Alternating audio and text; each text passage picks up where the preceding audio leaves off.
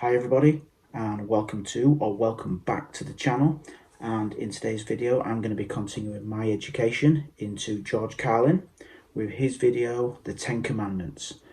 Previously we've checked out Religion is BS and Rights and Privileges. Now if you want to check out either of those videos, they should be in the link above my head about now. Check them out, and if you're entertained by this or those, drop a like, drop a comment down below, let me know your thoughts, and if you really enjoy them, why not even subscribe to the channel? It'll mean a great deal. Now, in fact, you know what? I'll give you a few seconds to just go and do that.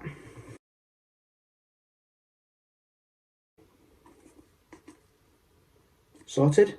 Excellent. Well, in that case, let's go and check out George Carlin's 10 Commandments. Here's something else I got a problem with. The 10 Commandments. Here's my problem. Why are there 10? You don't need 10. I think the list of commandments was deliberately and artificially inflated to get it up to 10. It's a padded list. Here's what they did. About 5,000 years ago, a bunch of religious and political hustlers got together to try to figure out how to control people, how to keep them in line. They knew people were basically stupid and would believe anything they were told, so they announced that God had given them some commandments. Up on a mountain, when no one was around, God had given them the 10 Commandments. But let me ask you this. When they were sitting around making this shit up, why did they pick 10? Why 10? Why not 9 or 11? I'll tell you why. Because 10 sounds official. 10 sounds important. They knew if it was 11, people wouldn't take it seriously. So what, are you kidding me? The 11 commandments? Get the fuck out of here. But 10 sounds important. 10 is the basis for the decimal system. It's a decade. It's a psychologically satisfying number. The top 10, the 10 most wanted, the 10 best dressed. So having 10 commandments was really a marketing decision. And to me, it's clearly a bullshit list. It's a political document artificially inflated to sell better. I'm going to show you how you could reduce the number of commandments and come up with a list that's a little more workable and logical. We're going to start with the first 3, and I'll use the Roman Catholic version because those are the ones I was taught as a little boy. I am the Lord thy God. Thou shalt not have strange gods before me. Thou shalt not take the name of the Lord thy God in vain. Thou shalt keep holy the Sabbath. Right off the bat, the first 3, pure bullshit. Sabbath day, Lord's name, strange gods. Spooky language. Spooky language. Designed to scare and control primitive people. In no way does superstitious nonsense like this apply to the lives of intelligent, civilized humans in the 21st century. You throw out the first 3 commandments, you're down to 7. Next, honor thy father and mother. Obedience, respect for authority. Just another name for controlling people. The truth is, obedience and respect should not be automatic. They should be earned. They should be based on the parent's performance. Parent's performance. All right? Some parents deserve respect. Most of them don't.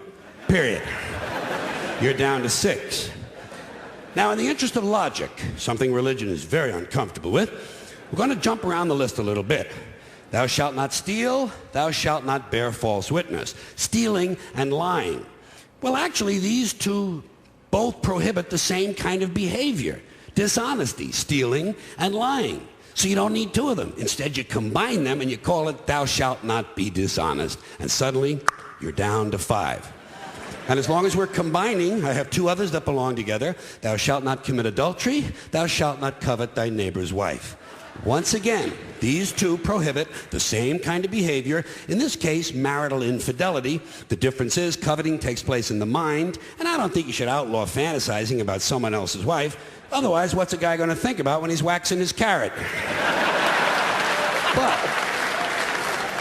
But marital fidelity is a good idea, so we're going to keep the idea and call this one, thou shalt not be unfaithful. And suddenly, we're down to 4. But when you think about it, honesty and fidelity are really part of the same overall value. So in truth, you could combine the 2 honesty commandments with the 2 fidelity commandments and give them simpler language, positive language instead of negative, and call the whole thing, thou shalt always be honest and faithful, and we're down to 3. Thou shalt, they're going away fast. Thou shalt not covet thy neighbor's goods. This one is just plain fucking stupid. Coveting your neighbor's goods is what keeps the economy going. Am I right? Your neighbor gets a vibrator that plays "O Come All Ye Faithful." You want to get one too. Coveting creates jobs. Leave it alone.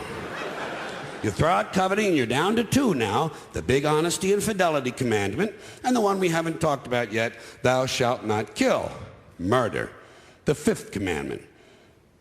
But when you think about it, religion has never really had a big problem with murder. Not really. More people have been killed in the name of God than for any other reason. All you have to do... Sure.